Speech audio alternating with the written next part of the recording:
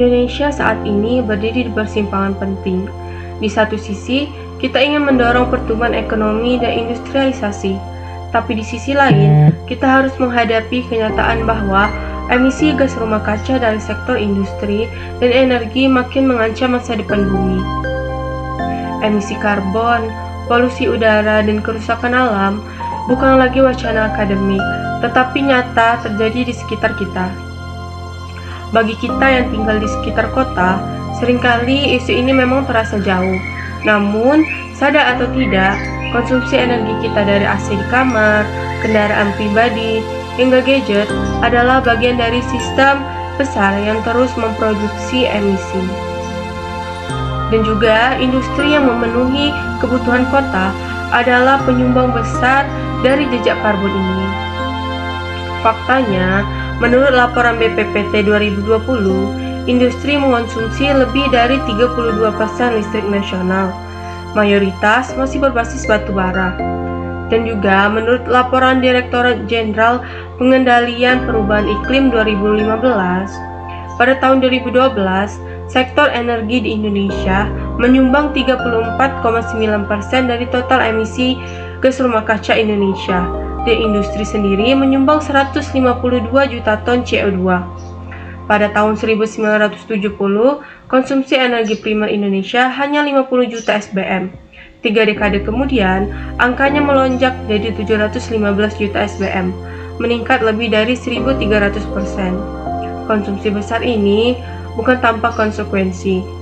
Emisi sulfur dioksida pada 1995 mencapai 797.000 metrik ton, dan emisi CO2 dari energi pada 2015 menghasilkan lebih dari 261 juta ton. Krisis ini tidak hanya terjadi di hutan atau laut yang jauh, tetapi juga berdampak langsung ke kota. Di kota, dampaknya bisa berupa kualitas udara menurun, suhu makin ekstrim, akses air bersih makin terancam, dan para petani serta para nelayan yang justru paling jauh dari industri adalah orang yang paling pertama merasakan dampaknya. Transisi energi bukan hanya soal mengganti batu bara dengan matahari, tapi soal mengubah arah hidup. Indonesia sebenarnya punya potensi luar biasa. Dari dia memiliki matahari sepanjang tahun, sumber panas bumi terbesar kedua di dunia, serta Indonesia juga punya potensi bioenergi dan bahkan green hydrogen. Namun, pemanfaatannya masih belum maksimal, sehingga hal ini menyebabkan industri yang ada di Indonesia masih tinggi ketergantungannya dengan bahan bakar fosil, khususnya batu bara dan juga minyak, yang pada akhirnya hal ini menyebabkan emisi. Kemudian, target 23% energi bersih di 2025 tampaknya masih sulit untuk dicapai. Saya menyuarakan isu ini karena sangat terkait dengan 4 tujuan penting dalam Sustainable Development Goals yang merupakan agenda global yang bertujuan menyeimbangkan pertumbuhan ekonomi, keadilan sosial, dan kelestarian lingkungan. Yang pertama, SDGs Point 7, yaitu energi bersih dan terjangkau. Energi terbarukan Indonesia baru mencapai sekitar 12,9%, masih jauh dari target 23% pada tahun 2025. Sementara ketergantungan terhadap batu bara masih sangat tinggi. Yang kedua, SDGs Point 9, industri, inovasi, dan infrastruktur.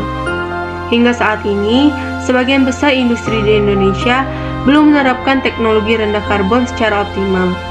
Menurut Outlook Energi Indonesia 2022 oleh BPPT, sekitar 88% industri masih menggunakan energi fosil dan kontribusinya terhadap konsumsi energi nasional tetap tinggi tanpa perubahan signifikan dalam efisiensi sistem.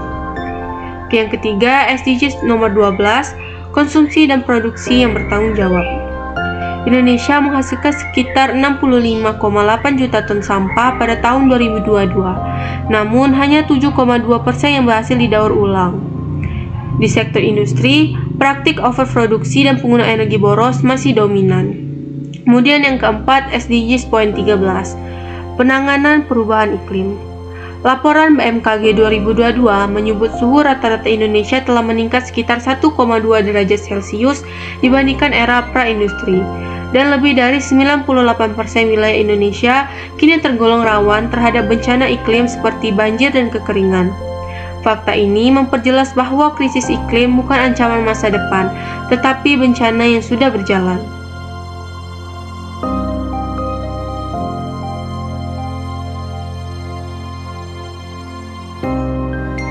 Krisis lingkungan yang kita hadapi hari ini bukan semata akibat kelalaian teknis, tapi merupakan hasil dari sistem ekonomi dan industri yang berkembang cepat dan eksploitatif.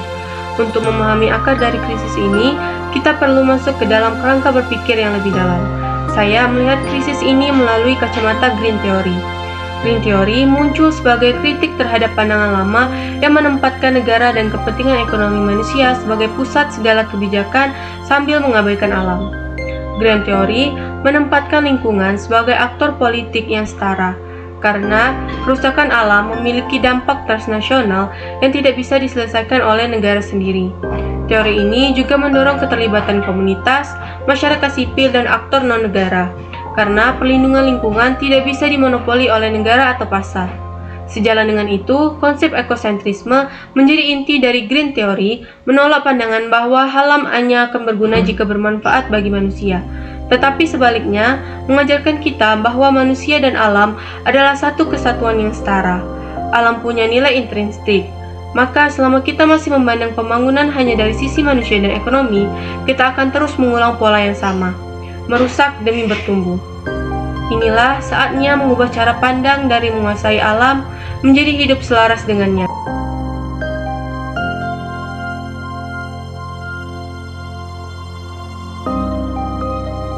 Solusi terhadap krisis ini harus dilakukan secara kolektif dan lintas skala.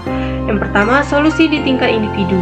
Sebagai langkah awal, saya percaya bahwa individu memiliki potensi penting dalam mengurangi beban lingkungan. Tindakan sederhana seperti menghemat konsumsi energi, mengurangi penggunaan kendaraan pribadi, memilih produk yang berkelanjutan, serta menolak proyek atau kebijakan yang merusak lingkungan merupakan kontribusi nyata terhadap perubahan. Meskipun dampaknya berskala kecil, konsistensi dari banyak individu dapat menciptakan tekanan sosial dan politik yang besar terhadap sektor industri dan pemerintah. Yang kedua, solusi di tingkat industri. Industri perlu diarahkan ke jalur pertumbuhan yang ramah lingkungan dan efisiensi energi. Indonesia memiliki potensi besar dalam energi surya, panas bumi, dan bioenergi yang dapat dioptimalkan untuk kebutuhan industri, bukan hanya rumah tangga. Saya melihat bahwa penerapan teknologi seperti cogeneration system dan pemanfaatan limbah panas sangat penting untuk menurunkan konsumsi energi secara signifikan. Di samping itu, industri juga harus mulai melakukan pelaporan emisi secara transparan dan bertanggung jawab sebagai bentuk komitmen terhadap keberlanjutan.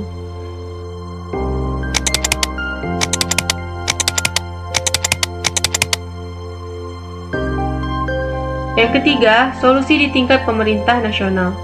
Peran pemerintah sangat krusial dalam menciptakan ekosistem transisi energi yang adil dan progresif. Pemerintah telah menerapkan pendekatan pembangunan berkelanjutan yang mencakup aspek ekonomi, sosial, dan lingkungan. Beberapa kebijakan seperti program B30 serta inisiatif menuju pemanfaatan green hydrogen dan efisiensi energi industri merupakan langkah awal dalam menurunkan emisi di sektor industri Indonesia. Pemerintah Indonesia harus mendukung penuh transformasi ini agar industri Indonesia dapat tumbuh secara berkelanjutan dan bersaing di era ekonomi rendah karbon. Misalnya dengan cara pendanaan khusus untuk proyek energi terbarukan, penguatan regulasi pasar karbon, mendorong desentralisasi kebijakan lingkungan, supaya pemerintah daerah dan komunitas lokal dapat berperan aktif sesuai konteks wilayah masing-masing. Tanpa kebijakan yang kuat dan berpihak, transformasi di sektor industri akan sulit tercapai. Keempat, solusi di tingkat internasional. Krisis iklim bersifat lintas batas, sehingga pendekatan nasional saja tidak cukup. Oleh karena itu, menurut saya, Indonesia penting melakukan penguatan kerjasama internasional seperti melalui Paris Agreement dan Just Energy Transition Partnership atau GETP. Negara-negara maju harus berkomitmen pada alih teknologi dan pendanaan bagi negara berkembang.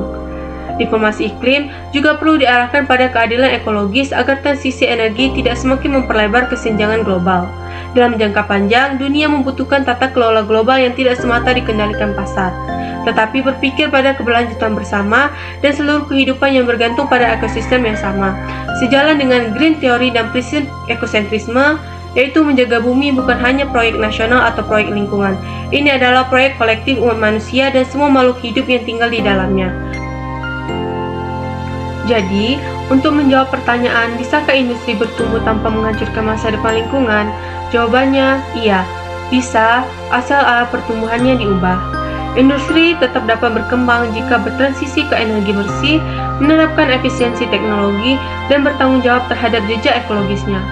Dengan dukungan kebijakan yang berpihak, partisipasi masyarakat, dan kerjasama internasional yang adil, pertumbuhan ekonomi dan kelestarian lingkungan bukan hal yang saling meniadakan, melainkan bisa berjalan berdampingan. Kita butuh perubahan, tapi perubahan besar dimulai dari langkah kecil. Sebagai individu, mari kita menghemat listrik, mengurangi pemakaian kendaraan pribadi, mendukung kebijakan energi bersih, dan memilih produk dari industri yang bertanggung jawab. Transisi ini bukan hanya demi bumi, tapi demi kita sendiri. Karena jika bumi rusak, tidak ada tempat yang aman. Dan jika alam musnah, kita ikut musnah. Bukan hanya untuk manusia, tapi untuk seluruh kehidupan yang hidup di bawah langit yang sama. Mari bagikan video ini, suarakan transisi bersih karena bumi tidak bisa menunggu.